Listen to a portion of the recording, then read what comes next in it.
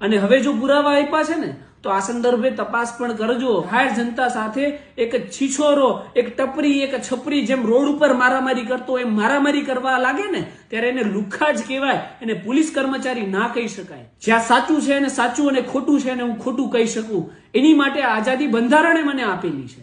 તો મારી આ આઝાદીને છીનવવા વાળા તમે કોણ? સુપ્રીમ કોર્ટનો ઓર્ડર હોય કે પોલીસ સ્ટેશનના ખૂણે ખૂણે આપણે સીસીટીવી કેમેરા મૂકવા, પણ આપણે તો ખૂણે ખૂણે કેમેરા ન મૂકીએ ને, એક ખૂણો ખાલી રાખવો પડે ને જ્યાં બધા ધંધા કરી શકીએ. સરથાણા પોલીસ મને જે નોટિસ આપવા આવી હતી એ નોટિસ આપણે સ્વીકારી નહીં, એટલે એ સેમ નોટિસ આપણને પોસ્ટ દ્વારા મોકલાવેલ છે.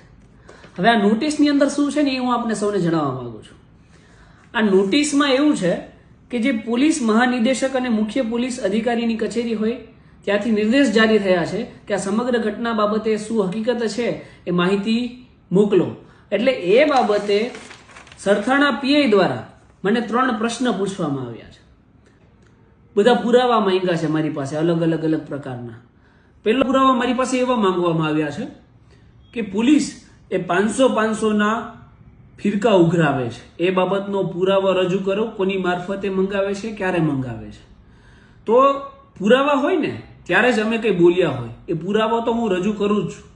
અને પુરાવા તો શું આખી દુનિયા જાણે છે કે પોલીસ ક્યારે શું મફતમાં લે છે. તકલીફ એ પડે છે કે કોઈ બોલતું નથી અને હું બોલું છું એ કોઈને ગમતું નથી. વસ્તુ એ છે કે તમને મફતમાં લેવામાં શરમ નથી આવતી, પણ જો કોઈ એવું કહે કે મફતમાં લીધું તો તમને શરમ આવે છે. પુરાવા રજૂ કર્યા છે અને માંગ્યા છે ને એટલે એક કોમ્પ્લિમેન્ટરી બોનસમાં એક વધારે એવિડન્સ આપું છું, જેમાં ભાગલચાલ રસ્તા ખાતે પીસીઆર વાન એ પતંગના તમામ સ્ટોલ પાસેથી પતંગો પીસીઆરમાં મુકાવે છે. પીસીઆર કહેવાય છે તો ઇમરજન્સી વ્હીકલ, જેનું કામ કંટ્રોલ રૂમના દાયરામાં રહી અને ગુનાખોરી નાથવાનું કામ છે.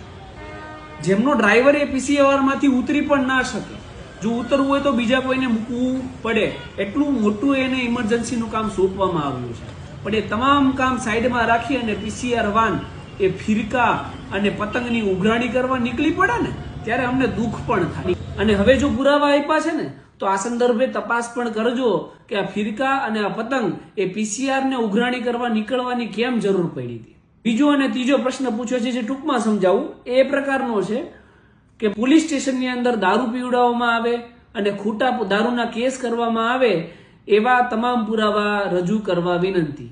આ તો એક એવી વાત થઈ ગઈ, મને એક ગીત આપણું ગુજરાતી યાદ આવે કે મારો ટોડલે બેઠો રે મોર ક્યાં બોલે. અરે મોર ટોડલે જ બેઠો છે. હવે એ પુરાવાની તમને આવશ્યકતા છે તો તમારા પોલીસ સ્ટેશનના સીસીટીવી કેમેરા છે, તમે મને શું કરવા પૂછી રહ્યા છો? જ્યારે તમે જેને માર્યો છે એ વ્યક્તિને તમે પોલીસ સ્ટેશનની અંદર લઈ ગયા, ત્યાંથી લઈને એને તમે પોલીસ સ્ટેશનમાંથી છોડ્યો, ત્યાં સુધીના સીસીટીવી કેમેરા આ તપાસના કામે રજૂ કરી દો. દૂધનું દૂધ ને પાણીનું પાણી, ખબર પડી જશે કે દારૂ પીવડાવ્યો છે, માર્યો છે કે નહીં. પણ તકલીફ ક્યાં પડે છે? ભલે સુપ્રીમ કોર્ટનો ઓર્ડર હોય કે પોલીસ સ્ટેશનના ખૂણે ખૂણે આપણે સીસીટીવી કેમેરા મૂકવા, પણ આપણે તો ખૂણે ખૂણે કેમેરા ન મૂકીએ ને, એક ખૂણો ખાલી રાખવો પડે ને જ્યાં બધા ધંધા કરી શકીએ આપણે. તકલીફ ત્યાં પડે છે કે ઉલટા ચોર કોતવાલ કો ડાટે. તમારે તમારી અંદર મનોમંથન નથી કરવું અને ઉપરથી પછી આવા પુરાવા આપો. પુરાવાની ક્યાં જરૂર છે? તમે પુરાવા જાતે મેળવી લો ને. તમે પોલીસ સ્ટેશનમાં શું કરો છો તમને તો ખ્યાલ જ હોય ને. તો મારી એક નમ્ર વિનંતી છે પીઆઈસી ને કે આપ શ્રી ખુદ જ આના સીસીટીવી કેમેરા કાઢો પોલીસ સ્ટેશનના ખૂણે ખૂણાના, આ અરજીમાં તપાસના કામે રજૂ કરો. અને બીજી એક વિનંતી છે કે એ જે સીસીટીવી કેમેરા છે ને એને રિટેન જપ્ત કરીને સાચવીને રાખ દેજો. કોર્ટમાં જ્યારે ન્યાયિક કાર્યવાહીમાં અમારે જરૂર પડશે ને ત્યારે અમે મંગાવીશું, ત્યારે તમારે લાવવા પડશે. એટલે એને એક રિટેન કરીને પણ રાખજો. અને આ વિડીયો વાયરલ થયા ને પછી અનેક ઘણા તર્ક વિતર્કો ચાલુ થઈ ગયા છે, જે બાબતે પણ મારે થોડીક વાત કરવી છે.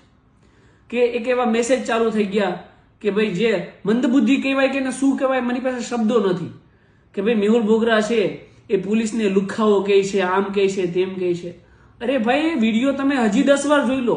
હું સ્પેસિફિકલી એવું બોલું છું કે સરથાણા પોલીસ સ્ટેશનના 3-4 લુખાઓ આવે છે અને એ શું કરવા બોલું છું એના ઉપર તમે ગૌર કરો છો? નહીં, ખાલી વાતો જ કરો છો.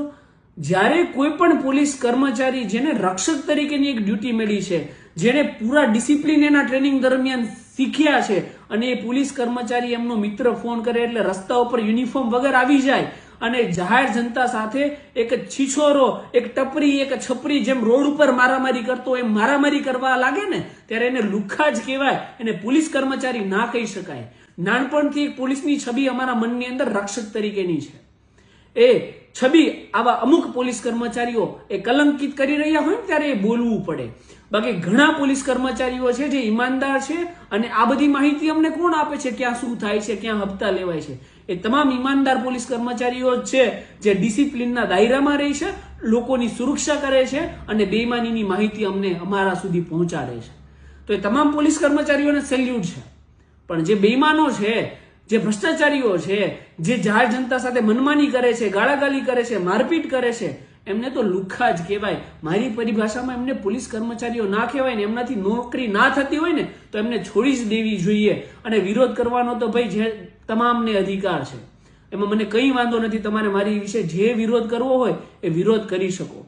અને આ નોટિસમાં જે આ પ્રશ્નો છે ને એ જોઈને મને વિચાર આવે કે ભારતની બંધારણની ધારા 19(1)(a એ મને વાણી અને અભિવ્યક્તિની આઝાદી આપે છે. જ્યાં સાચું છે અને સાચું અને ખોટું છે અને હું ખોટું કહી શકું એની માટે આઝાદી બંધારણે મને આપેલી છે. તો મારી આ આઝાદીને છીનવવા વાળા તમે કોણ છો?